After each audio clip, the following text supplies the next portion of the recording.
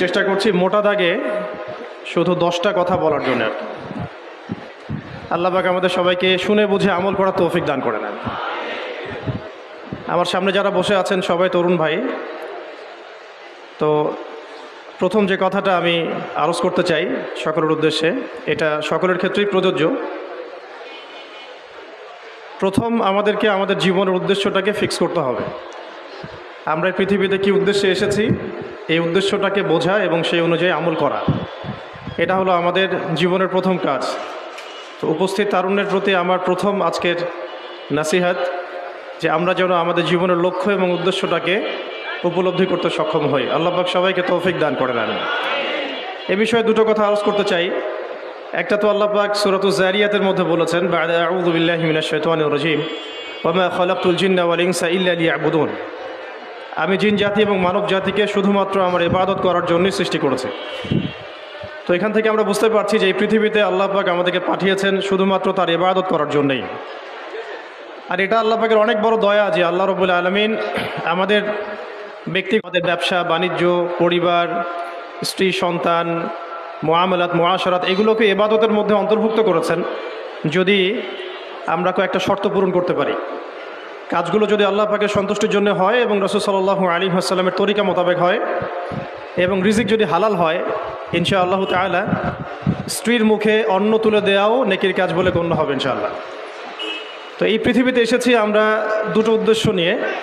একটা হলো আল্লাহ রাব্বুল আলামিনের ইবাদত করা, যেমনটা আমরা বললাম, ওয়া মা খালাকতুল জিন্না ওয়াল ইনসা ইল্লা লিয়াবুদুন।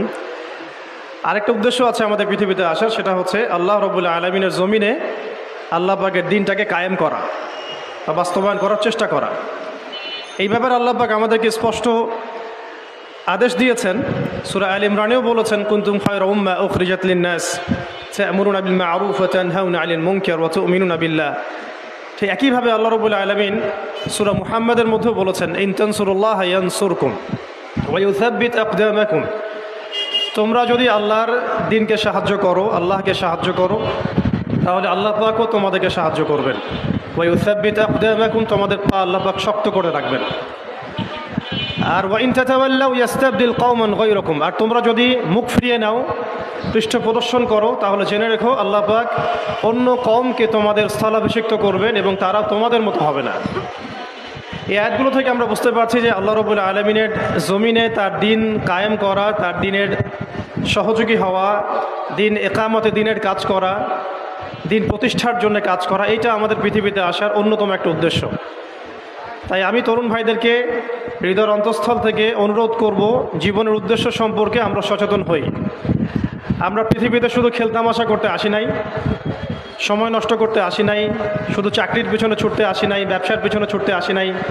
আমাদের এই পৃথিবীতে আসার একটা উদ্দেশ্য আছে, একটা মোটিভ আছে, সেটা হলো নিজে আল্লাহর ইবাদত করব এবং আল্লাহর দিন এর তাবলীগ, দাওয়াত এবং জিহাদে অংশ নিব, যাতে করে আল্লাহর জমিনে আল্লাহর দিন কায়েম হয়। আল্লাহ পাক আমাদের সবাইকে মকবুল কাফেলায় শামিল করেন, আমিন।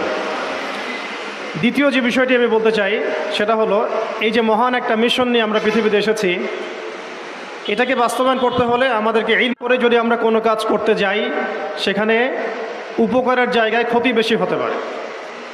এবং দ্বীনের ইলম একা একা হাসিল করা যায় না, অবশ্যই বরেণ্য এবং মুহাক্কিক উলামায়ে কেরামের সোহবত জরুরি। এই বিষয়টা আমরা অনেকে বুঝতে পারি, অনেকে পারি না। খাস করে যারা জেনারেল ব্যাকগ্রাউন্ড থেকে আমরা উঠে আসছি, অনেকে দেখা যায় দিন আমরা শিখতে চাই ঠিকই, লেখাপড়াও করি, বই পুস্তক পড়ি, অনেকে আরবিও ভালো বলতে পারেন, কিন্তু উলামায়ে কেরামদের সোহবত এবং সান্নিধ্য নেই। এই বিষয়টা এতটা ক্ষতিগ্রস্ত, এতটা ক্ষতির কারণ যে নেক্সট স্রোতে মানুষ ধোঁকা খেতে পারে। এই ইলমের তো দুটো শাখা আছে, একটা দুনিয়াবি জ্ঞান, একটা দ্বীনি জ্ঞান। তো দুনিয়াবি জ্ঞানের জন্য এই বিষয়টাকে আমি শর্ত বলে মনে করছি না, কিন্তু দ্বীনি ইলম অর্জনের জন্য অবশ্যই একজন বরেণ্য মুহাক্কিক উলামায়ে কেরামের সোহবত অবশ্যই জরুরি। এবং দ্বীনি ইলমের বিষয়টা শুধু কিতাবের মধ্যেই সীমাবদ্ধ নয়। কিতাব আমাকে একটা ক্লাসিক্যাল আলেম হওয়ার পর্যায়ে পর্যন্ত নিয়ে যায় ঠিকই, কিন্তু আল্লাহকে চিনতে হলে, আল্লাহকে পেতে হলে, আল্লাহর মারেফত হাসিল করতে হলে একটা আধ্যাত্মিক জ্ঞানের প্রয়োজন আছে। এই জ্ঞানটা আপনি কিতাবের মধ্যে পাবেন না। এটাকে হাসিল করতে হলে অবশ্যই আল্লাহওয়ালা বুজুর্গ মানুষদের সোহবতে আসতে হবে। ঠিক যেমন ঠিক যেমন নবী মুসা আলাইহিস সালামকে আল্লাহ রাব্বুল আলামিন বলেছিলেন তোমার চেয়েও জ্ঞানী মানুষ পৃথিবীতে আছে। সূরা কাহফে বিস্তারিত ঘটনা আছে, এতটা বলার সময় এখানে নাই, আপনারা পড়ে নিতে পারবেন। মুসা আলাইহিস সালাম যুগ যুগ সফর করেছেন সেই ব্যক্তিকে পাওয়ার জন্যে যাকে আল্লাহ রাব্বুল আলামিন তার পক্ষ থেকে খাস করে জ্ঞান দিয়েছেন। সেই ব্যক্তির নাম খিদর আলাইহিস সালাম। তিনি এমনভাবে এমন কিছু দেখছেন খিদর আলাইহিস সালাম যেটা মুসা আলাইহিস সালাম বুঝতে পারছেন না। মুসা আলাইহিস সালাম নবী হওয়ার পরেও বুঝতে পারছিলেন না কেন নৌকা ফুটা করা হচ্ছে, কেনই বা বাচ্চাটাকে হত্যা করা হলো, আর কেনই বা দেয়ালকে নির্মাণ করা হলো। খিদর আলাইহিস সালামকে আল্লাহ রাব্বুল আলামিন এমন আধ্যাত্মিক জ্ঞান দিয়েছিলেন, আল্লাহর মারিফত দিয়েছেন, তিনি এমন কিছু দেখতে পাচ্ছেন দূর পর্যন্ত যেটা মুসা আলাইহিস সালাম বুঝতে পারছেন না। হাদিসের মধ্যে তো এটাও এসেছে সেদিন যদি মুসা আলাইহিস সালাম এত প্রশ্ন না করতেন তাহলে হয়তো আরও অনেক জ্ঞান জানা যেত, আও কামা ক্বালা আলাইহিস সালাম। এই কারণে আমি তরুণ প্রজন্মকে নসিহত করতে চাই, দিনই ইলম অর্জন করছি মাশাআল্লাহ, বই পুস্তক পড়ছি, অনেকে অনেক প্রতিষ্ঠানেও পড়ছেন, তবে অবশ্যই মাথার উপরে মুরব্বী ওলামায়ে কেরামদেরকে রাখতে হবে। এটা ব্যতীত যদি আমরা দিনের কাজ করতে চাই, কথা বলতে চাই, বা দিনের কোনো দাওয়াত তাবলিগ বা জিহাদের বিষয়ে আমরা ফিকির করি, সেখানে আমরা নিজেরাও বিভ্রান্ত হতে পারি, মানুষকে বিভ্রান্ত করতে পারি। তাই এটা হচ্ছে আমার দ্বিতীয় নসিহা আমাদের তরুণ ভাইদের প্রতি। আল্লাহ পাক আমরা সবাইকে বরেণ্য ওলামায়ে কেরামদের সোহবত নসিব করেন, আমিন। আরেকটা বিষয় এখানে আমি নিজে থেকে অ্যাড করতে চাই, সেটা হলো যে আমরা এখন অনেকেই অনলাইন কেন্দ্রিক চিন্তাভাবনা করি। অনলাইনে কে কত ভাইরাল, কার কত ভিউজ বেশি হয়, হ্যাঁ, কার ফ্যান ফলোয়ার্স কত বেশি, এগুলো আমাদের কাছে এখন হকের মানদণ্ড হয়ে গেছে, আর অনেকের কাছে, সবার কাছে নয়। তো এটা একটা মুসিবত, এটা খাসারা। মনে রাখবেন, বরেণ্য ওলামায়ে করেন না, তারা নিজেদেরকে লুকিয়ে রাখতে চান, তারা ইজহার করা পছন্দ করেন না, তারা হক এবং বাতিলের মধ্যে মিশ্রণ ঘটান না, তারা হক এবং বাতিলকে স্পষ্ট করে দেন। তারা পৃথিবীতে মাজলুম হন, নিভৃতচারী হন। তাদের অবস্থা তো এমন হয় যে তারা দিনের বেলার ঘোড়সাওয়া, রাতের বেলার দরবেশ। তো এই ব্যাপারে ইমাম মালিক রহমতুল্লাহি আলাইহির একটা কওল আছে, জ্ঞান কারো কাছে আসে না, জ্ঞানের কাছে যেতে হয়। তাই আমাদেরকেও সেই রকম বুজুর্গ আলেমকে খুঁজে বের করতে হবে। এমন নয় যে আপনার ঘর পর্যন্ত তিনি হেঁটে আসবেন, এমনটা নাও হতে পারে। তা আল্লাহ পাক আমাদের সবাইকে জ্ঞানের কাছে যাওয়ার তৌফিক দান করেন, আমিন। এরপরে আসি যে এই জীবনের উদ্দেশ্যটাকে ফিক্স করা এবং জ্ঞান অর্জনের যে এই সিলসিলা, এটা একটা লম্বা সিলসিলা। জ্ঞান অর্জনের ক্ষেত্রে তাড়াহুড়া করা যাবে না যে আমি 5 বছরের মধ্যে আলেম হয়ে যাব, 10 বছরের মধ্যে আমি মুফতি হয়ে যাব, এইভাবে চিন্তা করা যাবে না। আমাদেরকে সারা জীবন তালেবে ইলম হয়ে থাকতে হবে এবং জ্ঞান অর্জনের এই যে ক্রমবর্ধমান একটা সিলসিলা, এখানে সবরের পরিচয় দিতে হবে। এই ব্যাপারে আমি একটা কোটেশন নোট করে আনছি। আমাদের শ্রদ্ধেয় আলেম, বরেণ্য আলেম আল্লামা তাকি উসমানী সাহেবের যে কিতাব আছে তাসাউফ এবং আত্মশুদ্ধি, এই কিতাবের মধ্যেও পাওয়া যায়, এবং তার ভাই রফি উসমানী সাহেবের একটা কিতাব আছে, সেখানেও এই কথাটা, একই কথাই আছে যে একজন তালেবে ইলমকে বা একজন আল্লাহকে চাহনেওয়ালা একজন ব্যক্তিকে এই 4টা গুণ হাসিল করতে হবে। জীবনের উদ্দেশ্য ঠিক করার পরে যখন আমরা ইলম অর্জন করতে যাব, তখন এই 4টা গুণ হাসিল করার চেষ্টা করবো ইনশাআল্লাহ। আল্লাহ পাক সবাইকে তৌফিক দান করেন। প্রথম গুণটা হচ্ছে শুকর, আল্লাহ পাকের শুকর আদায় করা। এটা এত বড় একটা গুণ যাকে আল্লাহ রাব্বুল আলামিন কৃতজ্ঞতা স্বীকারকারী অন্তর দিয়েছেন, সে হচ্ছে পৃথিবীর ধনী মানুষ।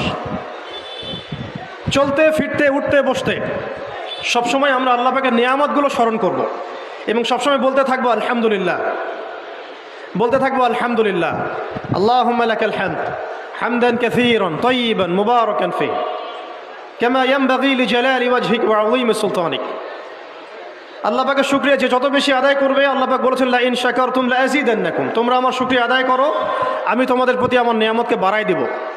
ওয়ালা ইন কাফারতুম ইন্না আযাবি লাশাদীদ, তোমরা যদি আমার অকৃতজ্ঞ হও জেনে রাখো আমার আযাব বড়ই কঠিন। তো উস্তাজগণ লিখেছেন একজন তালেবে ইলমের অবশ্যই শুকর গুজার অন্তর থাকতে হবে।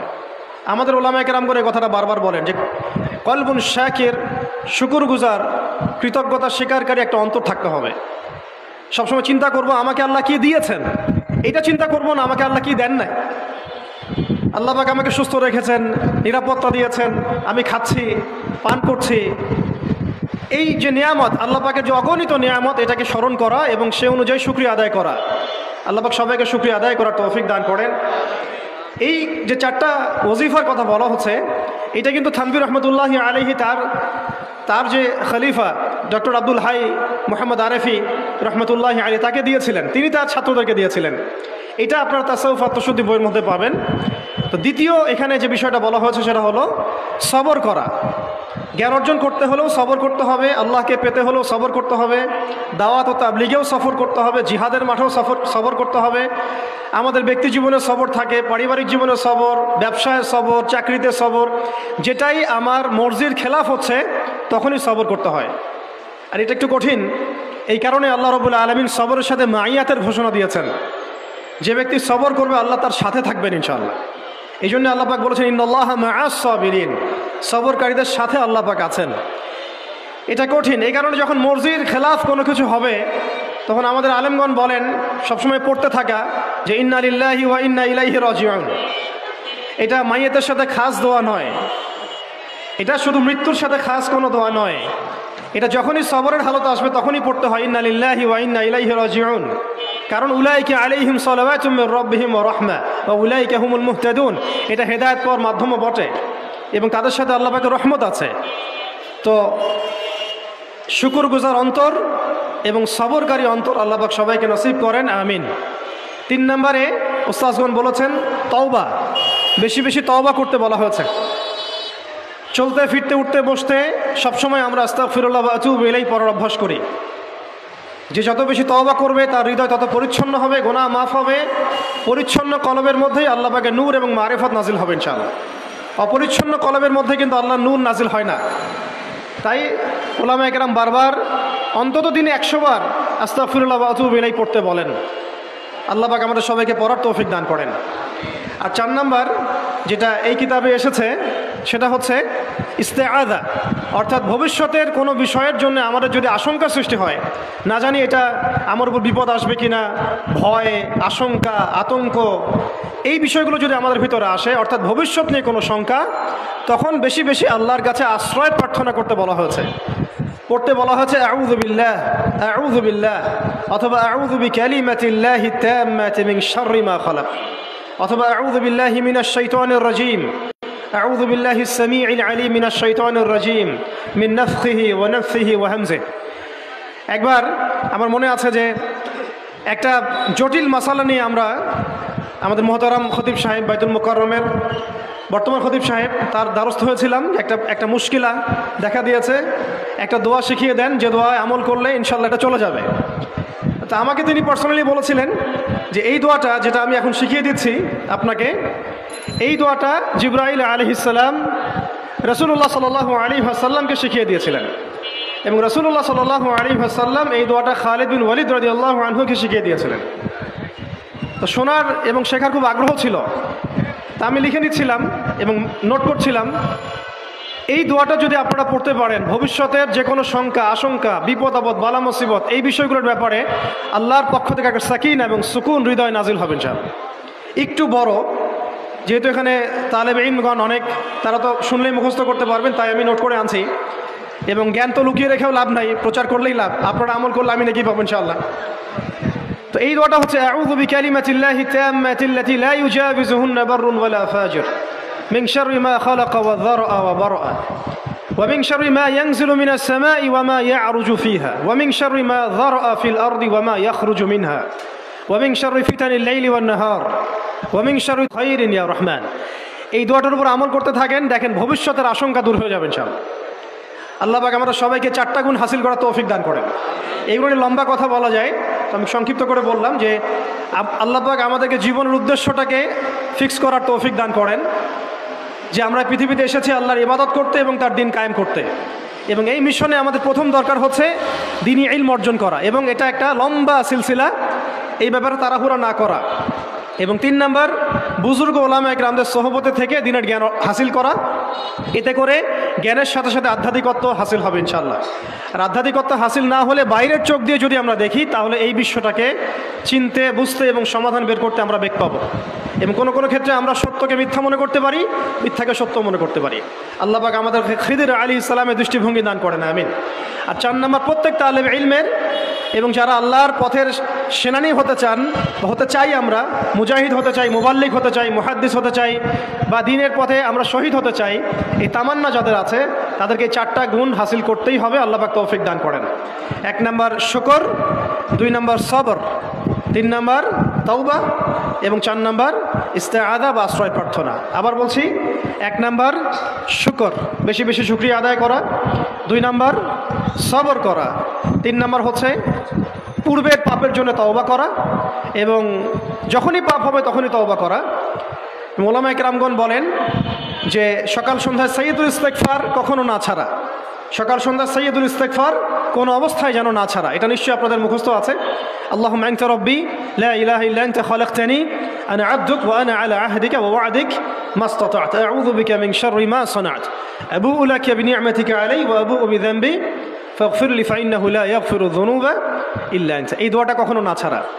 এবং যখন পূর্বের কোনো পাপের কথা মনে হয় যে এতদিন আগে আমার একটা পাপ হয়ে গিয়েছিল, মনটা একটু খারাপ হতে পারে, চোখে পানি আসতে পারে, ইমিডিয়েটলি পড়তে বলা হচ্ছে আস্তাগফিরুল্লাহ ওয়া আতুবু ইলাইহি, আস্তাগফিরুল্লাহ ওয়া আতুবু ইলাইহি।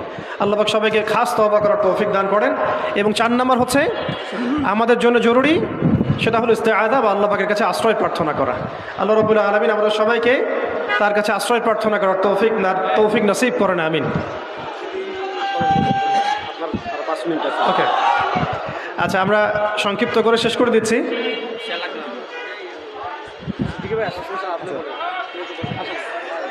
আমাদের একজন বড় ওলামায়ে কেরাম চলে আসছেন, তো আমাকে আরো ছোট করতে হচ্ছে। আসসালামু আলাইকুম।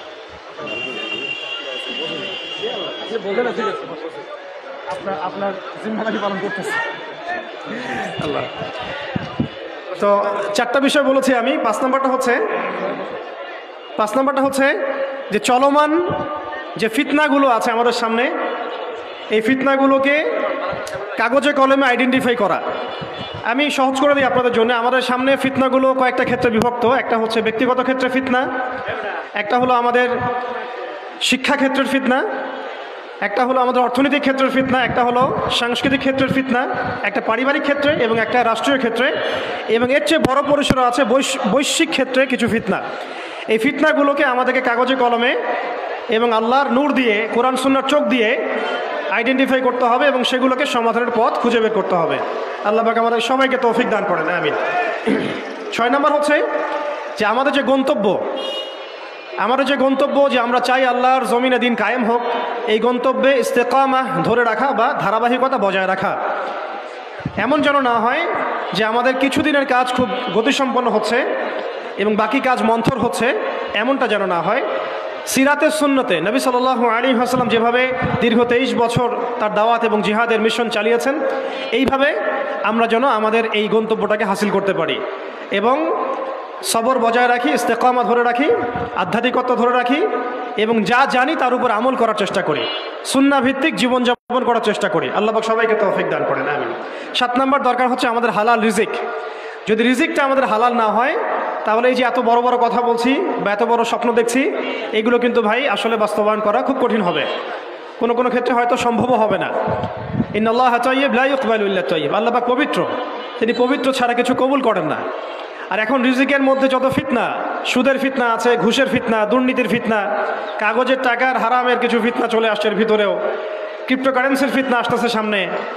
এছাড়া আছে আমাদের মার্কেটের সিন্ডিকেট, পণ্য মজুত করা, মাপে কম দেয়া, মানে হারাম খাওয়ার যতগুলো অপশন আছে, আমার মনে হয় এই জামানায়, এই যুগে এটা সবচেয়ে বেশি উন্মুক্ত আমাদের সামনে।